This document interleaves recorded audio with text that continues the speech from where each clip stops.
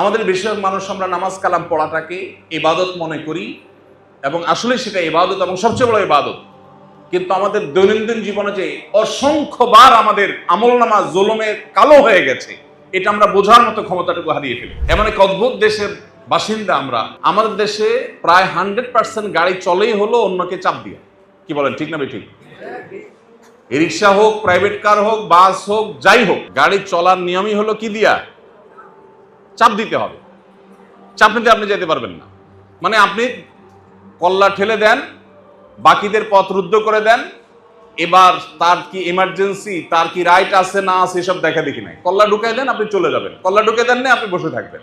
ভাইরা আমার, মাঝে মধ্যে চিন্তা হয়, এত মুসলমানের দেশ, নামে মুসলমান, নবী করিম সাল্লাল্লাহু আলাইহি ওয়াসাল্লামের প্রতি কি অবমাননা করলে আমাদের অনেক কষ্ট হয়, হওয়া স্বাভাবিক, হওয়া উচিত, এবং তার অবমাননার পথ বন্ধ করা দরকার।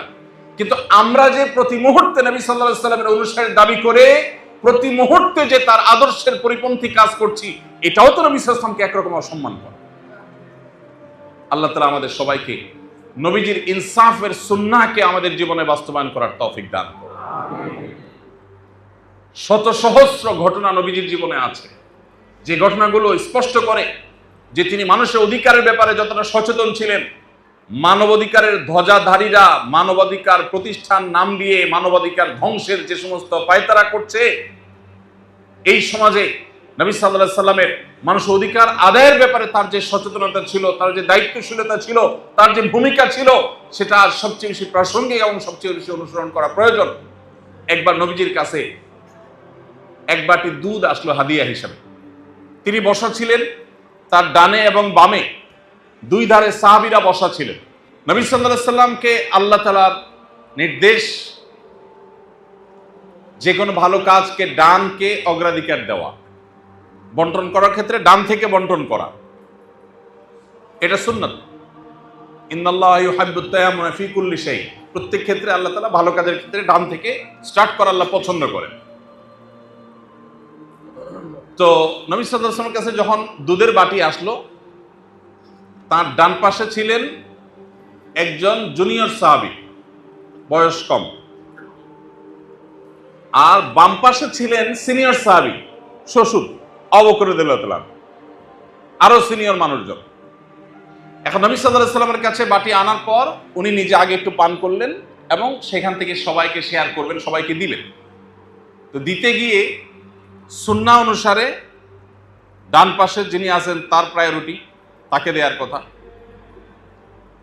কিন্তু বামে আছে মুরব্বী, মুরব্বীকে দিতে চাচ্ছেন আগে, কিন্তু মুরব্বী আছেন বামে। আইন অনুযায়ী মুরব্বী আগে পান না, কিন্তু মুরব্বী বসা আছেন বামে। নবী করিম সাল্লাল্লাহু আলাইহি ওয়াসাল্লাম তখন ডান পাশে থাকা সাহাবীকে বললেন,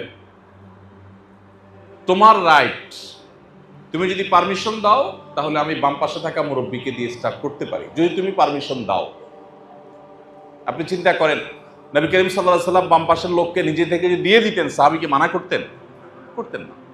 কিন্তু তিনি মেনাজ শিখিয়েছেন আমাকে, যে যার রাইট তাকে দাও, এতে পেছনে যেই থাকুক সেটা দেখার দরকার নেই। আর আমাদের হলো চোখ বন্ধ করে সামনে চলে যায়।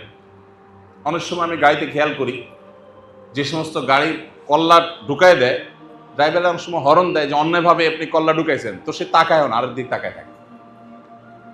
আছে না নাই? আমরা যখন বাসে যাই, বাস যখন খুব দ্রুত গতিতে চলে, বিশেষ করে ঢাকা শহরে, অফিস ধরতে হবে, বাসায় যেতে হবে, তখন আমরা খুশি হয়ে যাই এবং অন্য সব গাড়ির পিছনে ফেলে, এই যে বৃষ্টি বাদলে পানির উপরে একেবারে জোরে জোরে চাকা টেনে চলে আসছে, আগে আগে গন্তব্য পৌঁছে দিচ্ছে, আমরা ড্রাইভারকে খুব বাহবা দেই, মাশাআল্লাহ একেবারে এ ক্লাসের ড্রাইভার আমাদের, মাশাআল্লাহ। ড্রাইভার সাহেব খুব ভালো গাড়ি চালাইছেন। এই মানুষটাই যখন রিক্সায় যায় আর পাশ দিয়ে জোরে গাড়ি যায়, পানির ছটা এসে গায়ে পড়ে, তখন ওই বাসওয়ালাকে গালি দিই। অর্থাৎ যখন আমার নিজের দরকার হয় তখন সব ঠিক আছে, আর যখন আমি নিজে সাফারার তখন ঠিকটাও ভুল। এটা থেকে আমরা ইনসাফ করছি না বেইনসাফ করছি? আমার এই কর্মটাকে ইনসাফপূর্ণ না অবিচারমূলক?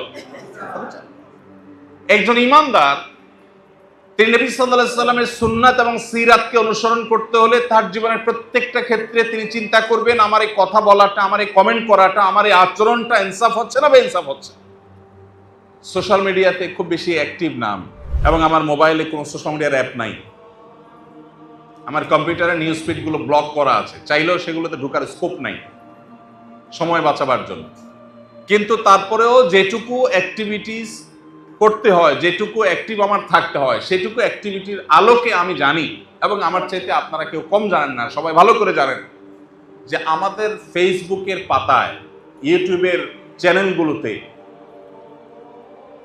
কখনো ধর্মের নামে, কখনো রাজনীতির নামে, কখনো অন্য কিছুর নামে পরস্পরকে পরস্পর আঘাত করা, আক্রমণ করা, এই জিনিসটা আমাদের সমাজের একটা খুব স্বাভাবিক কালচারে পরিণত হয়ে গেছে না, যায় নাই?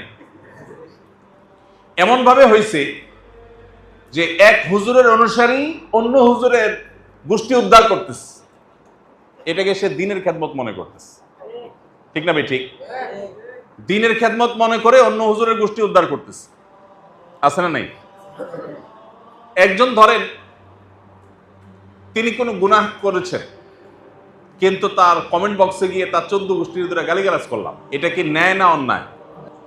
যিনি অন্যায় করেছেন তাকে আমি অন্যায় থেকে বাধা দিতে পারি, বিরত থাকার আহ্বান করতে পারি, কিন্তু তাকে আমি গালমন্দ করতে পারি না। তাকে ঘিরে তার 14 গোষ্ঠী গালমন্দ করতে পারি, কিন্তু আমরা করি। এবং এক্ষেত্রে আমরা যে ইনসাফ থেকে সরে যাচ্ছি, অবিচার করছি, সেটা বোঝার মতো ক্ষমতা আমাদের বেশিরভাগ লোকের নাই। ভাইরা আমার, এভাবে আমি শত সহস্র জায়গা হয়তো দেখাতে পারবো যে আমাদের জীবনে আমরা ইনসাফ করছি না, অথচ আমাদের নবী সাল্লাল্লাহু আলাইহি সাল্লামের সিরাত, তার জীবন চরিত আমরা খুললে দেখি তার জীবনের একটি মুহূর্তের জন্য কোনো মানুষ ইনসাফের পরিপন্থী কোনো একটি ভূমিকা, একটি কাজ তার জীবনে কেউ কোনোদিন দেখাতে পারবে না। ভাইরা আমার, নবী করিম সাল্লাল্লাহু আলাইহি সাল্লাম আজকের পৃথিবীর যে সংকটগুলো আছে, এই সংকটগুলো মোকাবেলার জন্য তার যে বহুবিধ উদ্যোগ ছিল, তার যে জীবন চরিত্র ছিল, সেটা আজ আমাদেরকে চর্চা করতে হবে এবং সেটার উপর আমাদের আমল করতে হবে, এবং যথারীতি আমরা নবী সাল্লাল্লাহু আলাইহি সাল্লামের সিরাত দ্বারা নিজেদেরকে সাজাতে হবে। আল্লাহ আমাদের সবাইকে সেই তৌফিক দান করুন।